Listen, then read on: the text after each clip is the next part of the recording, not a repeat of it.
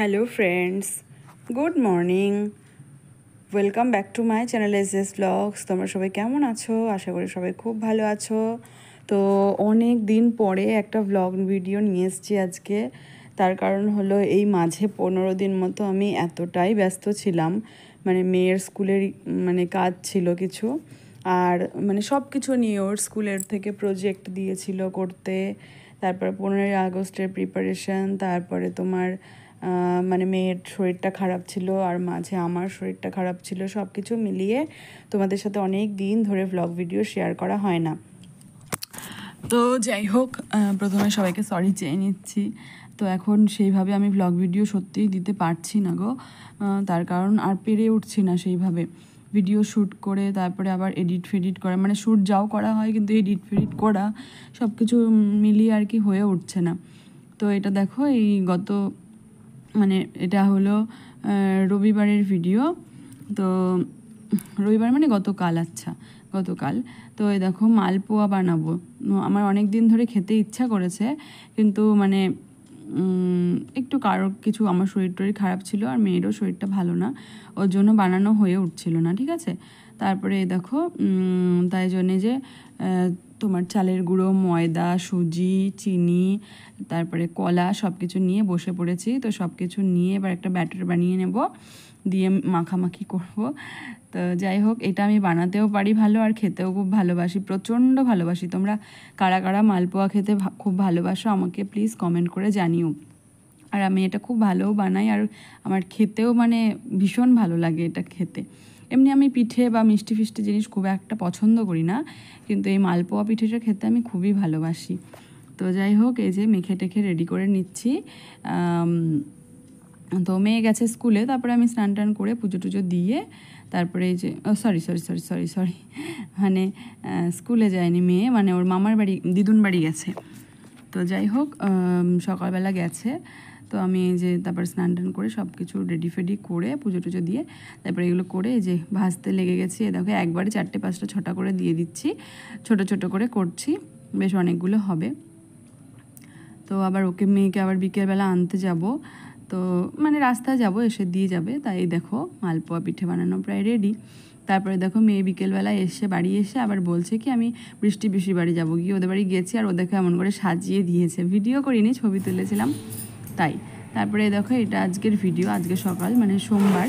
তো আজকে যেহেতু শ্রাবণ মাসের লাস্ট সোমবার, এমনি প্রত্যেক সোমবারই আমি শিবের মাথায় জল ঢালি, কিন্তু শ্রাবণ মাসটা একটু স্পেশাল, ঠিক আছে, সবার কাছে স্পেশাল। ইচ্ছা ছিল গঙ্গায় স্নান টান করে এসে পুজো টুজো করবো, কিন্তু বুঝতেই পারছো একা মানুষ, একা হাতে পুরো সংসারটা সামলাতে হয় বাচ্চা কাচ্চা নিয়ে, ওই জন্য হয় না। এখন আবার মেয়ের স্কুল পড়া সব কিছু আমাকে দেখতে হয়। তো তারপরে আজকে আবার মেয়ের একটা প্রজেক্ট জমা দেওয়ার ছিল কমপ্লিট করে, তো সেইটা করেছি। তারপরে তোমার ওকে স্কুলে পাঠিয়ে দিয়ে তারপরে আমি বাজারে গেছিলাম, বাজারঘাট 9টার সময় বাজারে গেছি, 11টার সময় বাড়ি আসলাম। দেখো এসে দেখছি দুধওয়ালা আমিও বাড়ি ঢুকেছি আর দুধওয়ালা আসলো, আর 2-3 মিনিট দেরি হলে আমি দুধটা পেতাম না, 2 মিনিট দেরি হলে দুধটা পেতাম না। তো যাই হোক, প্রত্যেক সোমবারে একটু দেরি করে পুজো দিই, কারণ ওই দুধওয়ালা আসে, তারপরে পুজোটা দেওয়ার চেষ্টা করছি এই মাসটা। তাছাড়া সব সময় হয়ে ওঠে না, কারণ ওই ঘোষের জন্য ভরসা করে বসে থাকলে হয় না, আমার সকাল সকালই পুজোটা দিয়ে দিতে হয়, সব কাজ গোছাতে হয় যেভাবে। তো আজকে হলো তোমার লাস্ট সোমবার যেহেতু, তো সেই জন্যে পুজো টুজো দিয়ে নিয়ে তারপরে আবার হলো এই যে চুড়িগুলো পরে আছে, কাচের চুড়ি, এগুলো আবার আজকে খুলে ফেলবো। তো বাজারে গেছিলাম, কিছু 2-একটা ফল টল এনেছি, মেয়ের জন্য আনি, যেগুলো ওর টিফিনে দিই, পাঠাই ওকে খাওয়ার জন্য। তো সেই জন্যে কিছু ফল টল এনেছি, তো ঠাকুরের পুজো দিই। আর ফল ঘরে যখন থাকে আমি রোজই চেষ্টা করি ফল দিয়েই পুজোটা দেওয়ার। তো তারপরে যে সব কিছু ধুয়ে নিচ্ছি, দেখো দুব্বো, বেলপাতা, সব কিছু, তুলসী পাতা, এগুলো সব ধুয়ে নিচ্ছি, নিয়ে ঝটপট করে পুজোটা দিয়ে নেব। ঝটপট বলতে তাও 1 ঘন্টা প্রায় লেগেই যাবে সব কিছু গুছিয়ে পুজো টুজো করে রেডি হতে।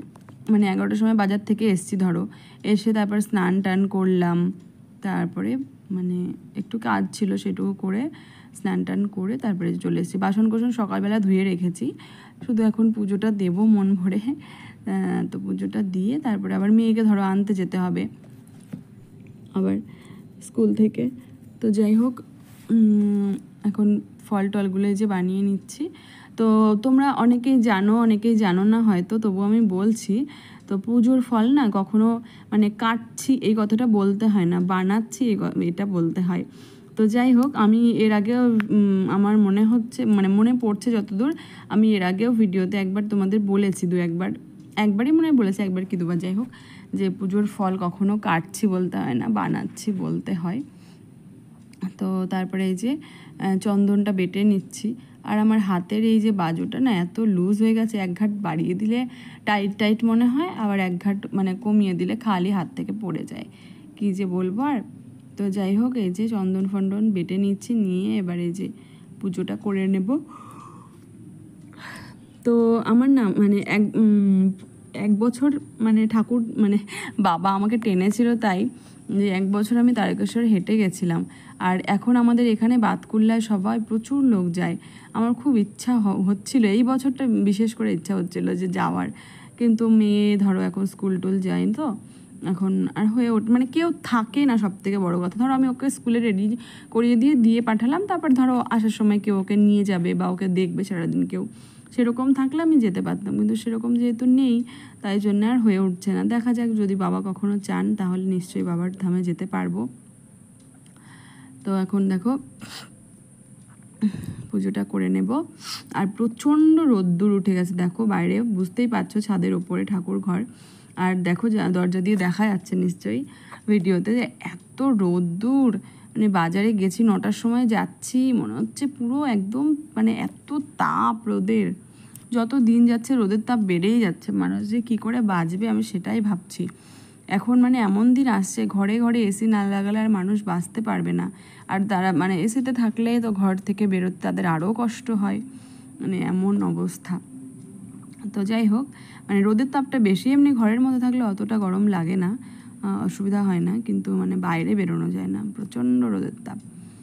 তো যাই হোক, এই যে পুজো টুজো দিয়ে নিচ্ছি। আর এই দেখো ফুল তো এখনও তুলতে হয়, কারণ মানে রাস্তা বলছে, আশেপাশে থেকে ফুল নিয়ে আসতে হয়। এখনও ফুল গাছ লাগিয়েছি যেগুলো, সেগুলোতে সেভাবে ফুল ফোটে না, একটা দুটো করে ফোটে সব গাছে।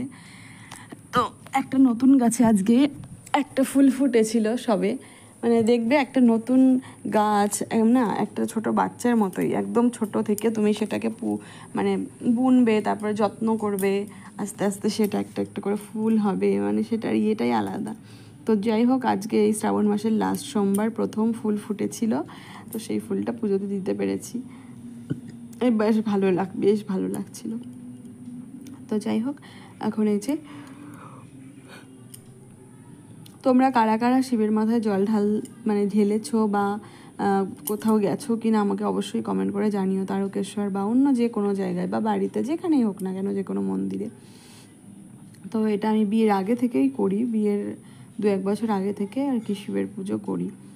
তো মোটামুটি আমার মনে হয় 2015 কি 16 এই সময় থেকে, 16 থেকে মনে হয়, 16 এপ্রিলের থেকে মনে হয় পুজোটা করি। তো চেষ্টা করবো যতদিন পারবো পুজোটা করে যাওয়ার। ওম চন্দ্রলক্ষ্মী নিরঞ্জন সুন্দর বদ্ধ দন্ত স্থিতম উদরবাসী ভগবতী পেশামণি মেশকুপম কোটিরত কলাশোভাবে ধরণ হাত চালনা অন্তর্বিশ্ব মুন্ডবশকুন্দিত ভগবত। ওম চন্দ্রলক্ষ্মী নিরঞ্জন সুন্দর বদ্ধ দন্ত স্থিতম উদরবাসী ভগবতী পেশামণি মেশকুপম কোটিরত কলাশোভাবে ধরণ হাত চালনা অন্তর্বিশ্ব মুন্ডবশকুন্দিত ভগবত। ওম জুং শা ওম জুং শা ওম জুং শা। কৃষ্ণ বসুদেবায় নন্দনাচ অশেষ কৃষ্ণ গোবিন্দায় নমো নমো।